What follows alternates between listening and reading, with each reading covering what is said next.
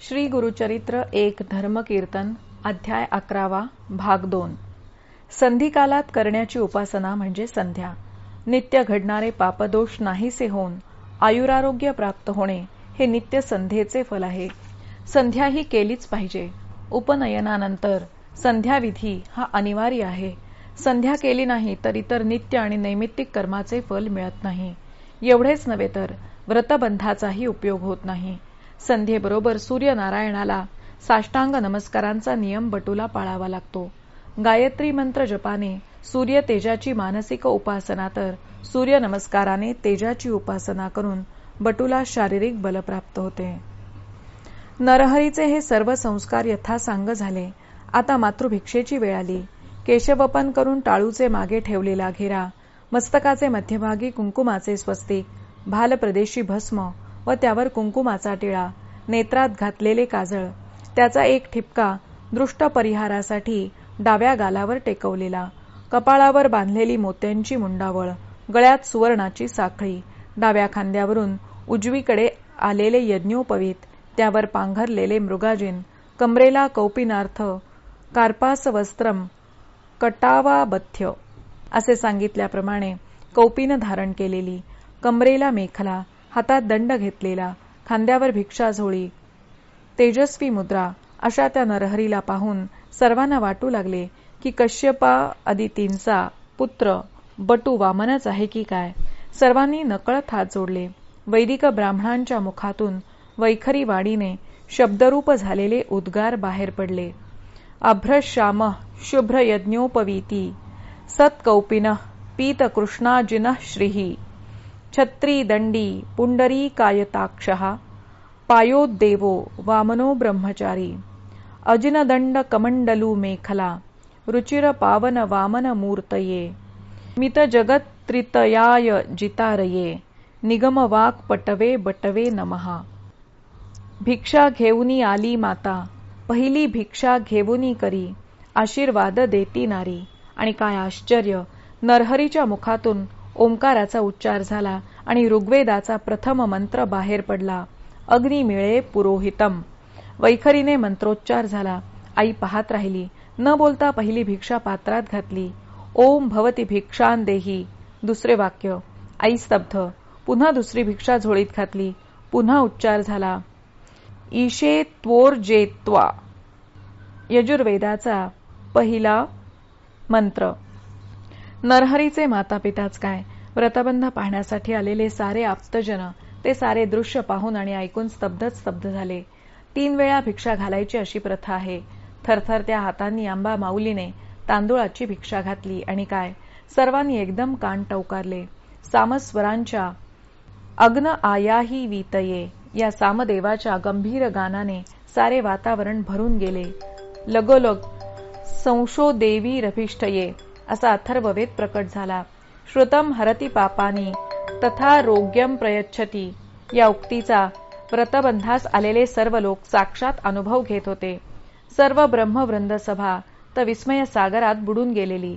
सर्व वयोवृद्ध, तपोवृद्ध आणि ज्ञानवृद्ध ब्रह्मवृंदाने आणि इतर सर्वांनी बटूला वाकून नमस्कार केला. हा साक्षात ईश्वरावतार आहे हे त्यांनी नामकरणाच्या वेळी वर्तवलेले भविष्य आज 7 वर्षांनंतर अचानकपणे खरे ठरल्याचा अनुभव त्यांना येत होता.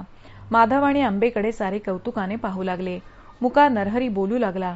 जणू काही वाचासिद्धीसाठी त्याने 7 वर्ष मौन पाळले आणि ओंकार प्रणवाची जणू उपासना केली, तपस्या केली.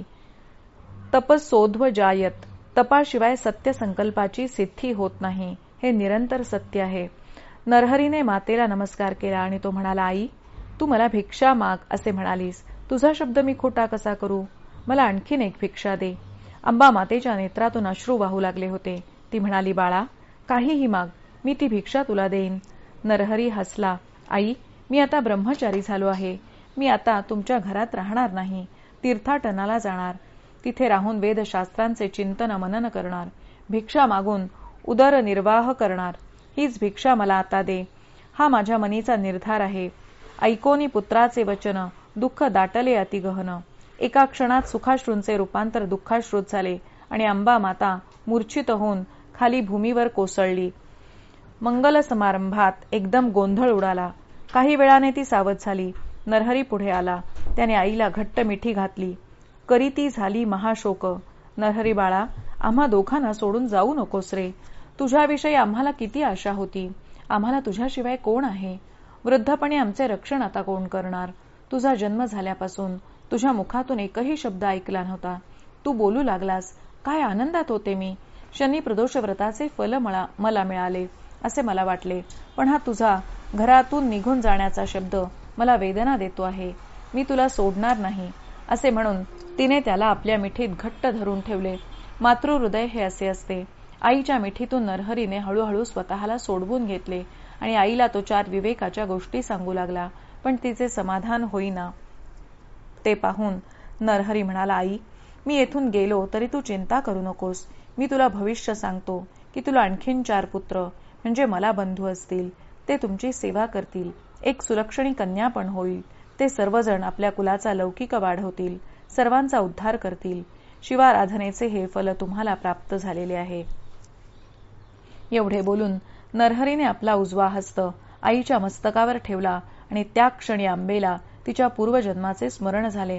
गतजन्मीच्या एका घटनेचा सारा चित्रपट तिच्या नजरेसमोरून सरकत पुढे जाऊ लागला. कुरवपुरातील कृष्णातीर, पहाटेची वेळ. आपल्या त्या वेळच्या मंदमती मुलाला घेऊन आपण कृष्णा नदीवर अतिदुःखाने आत्महत्येसाठी आलेलो आहोत. किनाऱ्यावर बालब्रह्मचारी श्रीपाद श्रीवल्लभ आहेत. आपण त्यांना वाकून वंदन केले आहे. तेच ते श्रीपाद वल्लभ तिला आपल्या नवबटू नरहरी बाळाच्या रूपात दिसू लागले. हो, या बटूलाच मी तेव्हा नमस्कार केला होता. त्यानेच मला समजावून सांगितले होते की दुःख करू नकोस. दुःखाने दुःख वाढते. तुझ्या संकटातून मार्ग काढण्यासाठी शनिप्रदोषाचे व्रत तू निष्ठेने कर. शिवप्रसादाने तुझ्या इच्छेप्रमाणे माझ्यासारखा म्हणजे मीच तुझ्या पोटी पुत्र म्हणून जन्माला येईन. आपले वचन सिद्ध करण्यासाठी तेच श्रीपाद श्रीवल्लभ माझा नरहरी बाळ होऊन माझ्या उदरी जन्माला आले आहेत. तोच हा नरहरी म्हणजे साक्षात श्रीपाद श्रीवल्लभ माझ्या समोर उभा आहे. नरहरी बटूने आईच्या मस्तकावरील आपला हात दूर केला. चित्रात दिसलेला वास्तवपट संपला. अंबा भानावर आली. बंद झालेले नेत्र तिने उघडले. समोर बघते तो आपला बाळ की श्रीपाद वल्लभ. तिने नेत्र मिटून त्यांच्या पायावर आपले मस्तक ठेवले. पुन्हा भरून आलेले नेत्र उघडले. श्रीपाद उठवूनी माऊलीला सांगती गौप्य अवधारी. नरहरीने तिला उठवले आणि तो बटू नरहरी तिच्याशी बोलू लागला. आई, मी सांगतो ते ऐक. तू पुण्यशील आहेस. तुझे पोटी जगदोद्धारासाठी मी जन्म घेतला आहे. तू देवजननी झाली आहेस. मी काशी क्षेत्री जाऊन संन्यास घेणार असून धर्मकार्यासाठी सगळी तीर्थक्षेत्रे हिंडून वेदधर्माची संस्थापना हे माझे कार्य असणार आहे. मी तुला ज्ञानवंती केले आहे. मला आता प्रतिबंध करू नकोस. अंबाभवानीची अवस्था फार कठीण झाली. प्रेमापेक्षा मोह हाच जीवाला जास्त बंधात टाकतो. ती म्हणाली, तू मला सोडून गेल्यावर तुझे हे मोहक रूपडे मला कधी दिसणार. तुझे हे गोड बोलणे मला आजवर कधी ऐकायला मिळाले नव्हते. अरे, इतक्या या लहान वयात संन्यास घेणे हे धर्मशास्त्राला तरी कुठे मान्य आहे. 4ही आश्रमांचे पालन करावे. 25 वर्षांपर्यंत ब्रह्मचर्याचे पालन करून वेदांताचे ज्ञान प्राप्त करून घ्यावे आणि त्यानंतर गुरु आज्ञेने गृहस्थाश्रमाचा स्वीकार करावा. उरलेल्या 3ही आश्रमांचा गृहस्थाश्रम हा आधार आहे. धन्य गृहस्थाश्रम असे स्मृतिवचन आहे. अतिथी धर्म पाळून यज्ञाधिक कर्म साधोनिया कन्या पुत्राधिक लाधावे. वंशतंतूचा उच्छेद करू नये. समस्त इंद्रिये संतुष्ट व्हावी. मनीची वासना पुरवावी. तदनंतर तपासी जावे. वानप्रस्थाश्रम स्वीकारून मग संन्यास घ्यावा. अशीच शास्त्राज्ञा आहे.